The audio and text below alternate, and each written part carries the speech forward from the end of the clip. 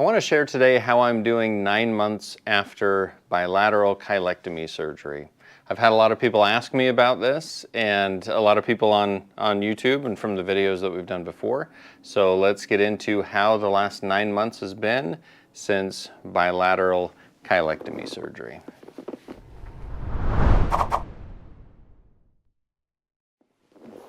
Okay, so November 10th of last year, I had bilateral cheilectomy surgery, and I did it because I had big bone spurs. You can check out my videos before. I kind of detailed what it was like before surgery, and what my range of motion was like, and what I was and wasn't able to do.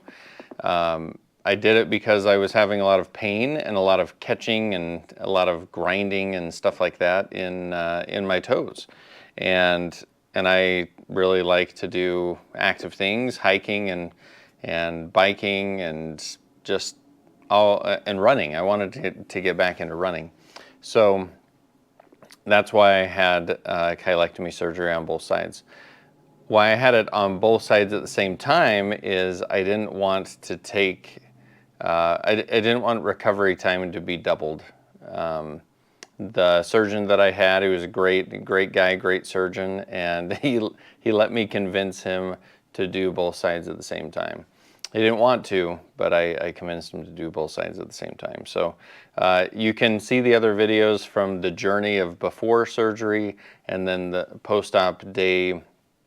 I think post-op day 1, I have a video, and you can check out what that journey was like. But you know, recovering from surgery is never fun. It's tough with being in boots and in post-op shoes and things like that, and not being able to wear regular shoes. I took a week off of work, you know, stuff like that. So you can see that journey in my previous videos. But today, I wanted to talk about and show you how I'm doing with 9 months since surgery. So scars are healed.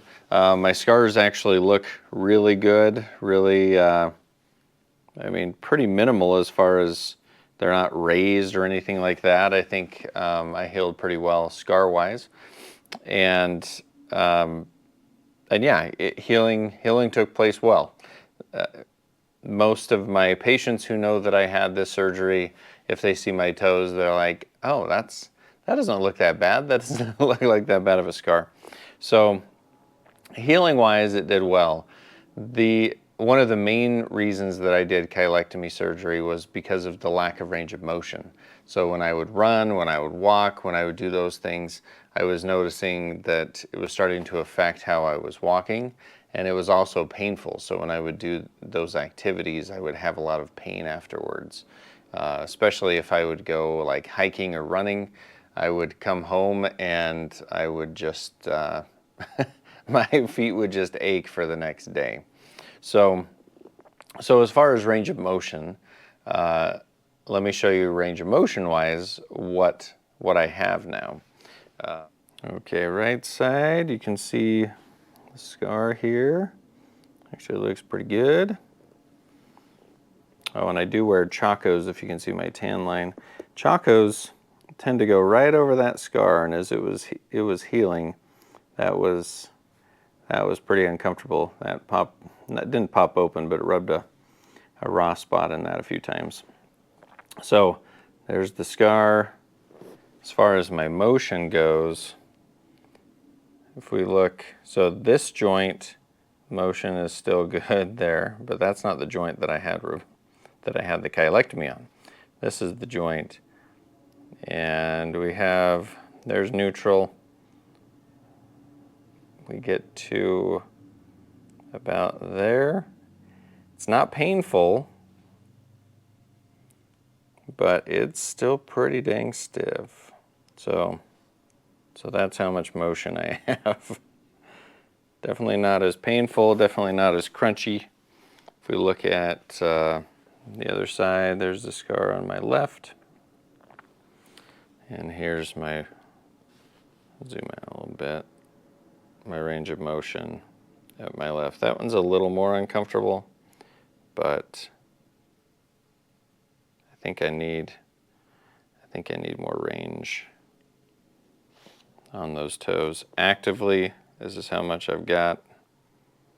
Not too bad. Flexion looks pretty good. I feel a bit of tightness there. Let's look at the other one. Flexion and extension. So, okay range of motion. Not quite what I had hoped, but it's something, and it doesn't hurt as much. So as far as range of motion goes, I don't know that I have as much as I had hoped that I would have with range of motion, but it doesn't hurt. It just feels like kind of a block. It just kind of stops with the movement, and you know, less pain, definitely less pain. More mobility, that's debated because I still don't have a ton of mobility. So that's how my range of motion is doing. But I'm going to do some other videos with this. At this point, everything's healed. I wanted time for the joint surfaces to heal. And now I'm going to work on joint mobility with one of my therapists here at my clinic. I think joint mobility and soft tissue mobility will give me more range of motion. So what I'm noticing is when I'm doing things, I'm still hitting the end of that range, and sometimes that's uncomfortable depending on what it is, depending on what shoes I'm wearing. So let's go through maybe 3 or 4 activities that I've done since surgery and talk about how those have progressed, and maybe I'll do in-depth videos on each of these. But number one, I got back to biking fairly early. I was biking, I think it was 3 weeks post-op.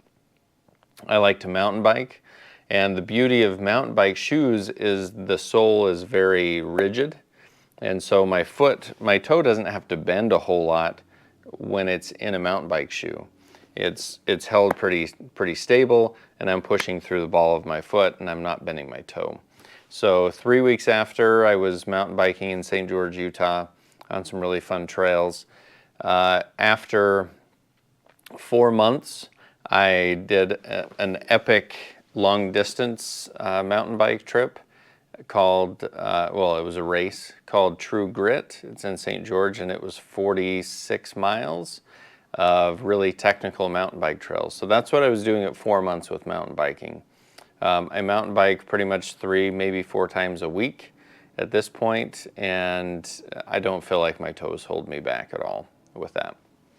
So that's one, mountain biking. It's kind of my passion right now. I really enjoy that. Number 2, I did the surgery because I wanted to get back to running. Running was becoming really painful, really uncomfortable, and I would pay for it for the next day or 2. And a couple of days ago, I went on a 3-mile run. Didn't really have any pain while I was running, and I didn't pay for it afterwards. So one thing with running, if you're going to get back to running, I would strongly recommend working with someone who can look at your running form and your running gait, because if you're toeing off a lot and you have a long stride, it can definitely still affect your running, and you're going to the end of your range all the time.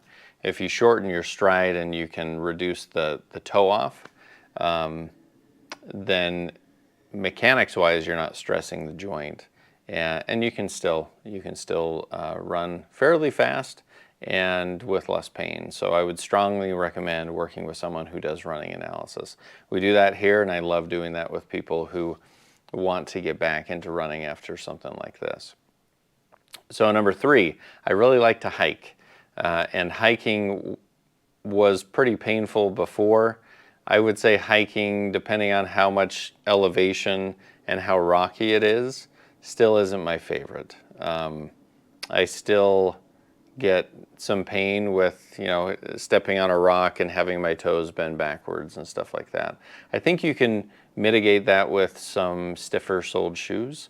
I like the La Sportiva TX3s because they're not rigid, but they have some support to the toe. They're rock climbing approach shoes, and they're fantastic. I'll actually put the link to those in the description below. But yeah, hiking has been kind of a struggle still, and I think if I get more range of motion, that won't be. Number 4, like water sports, I like to paddleboard and I like to swim, and I like to swim in lakes.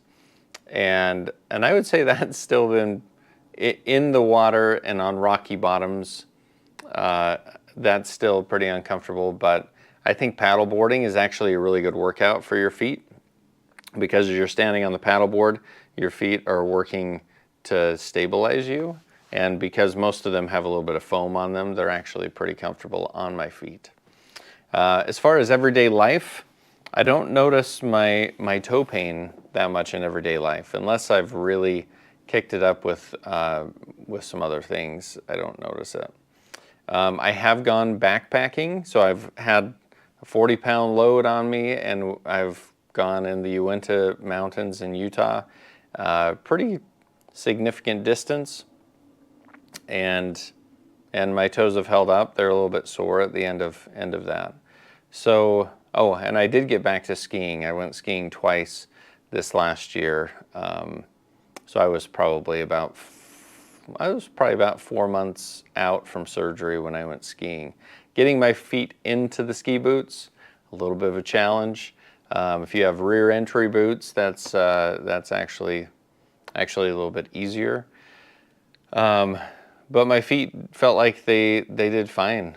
I did do some jumps when I was skiing, and landing was kind of jarring on that joint, but I was only 4 months out from surgery. So I think this coming ski season is going to be quite a bit more comfortable. And I won't have those big bone spurs that are pushing out into the boot, so I'm excited about that. But that's an update on my activities. I'll do some other specific videos on specific activities and post-op with this. I'll do some videos on how I'm trying to get my range of motion back, because that's my next goal over the next 3 months before I hit that year mark. I want to see if I can get, I probably won't get normal range, but I want to get more than I currently have. So hopefully that helps. Hopefully if you're dealing with Hallux rigidus and you're looking at doing a cheilectomy, or you've had a cheilectomy and you're wondering what you can do, everyone's different, so don't take me as an example of what to do. Everyone's different. I healed pretty quick, and sometimes we don't see healing that quick. So respect the healing time of your body and your toes, because, I mean, I'm planning on having these the rest of my life, and I want to be active the rest of my life. So you've got to be nice to it, listen to it, but also not being active is not doing it any favors either. So it's a fine balance. So hopefully I can help you find that balance. So thanks for watching. We'll see you next time.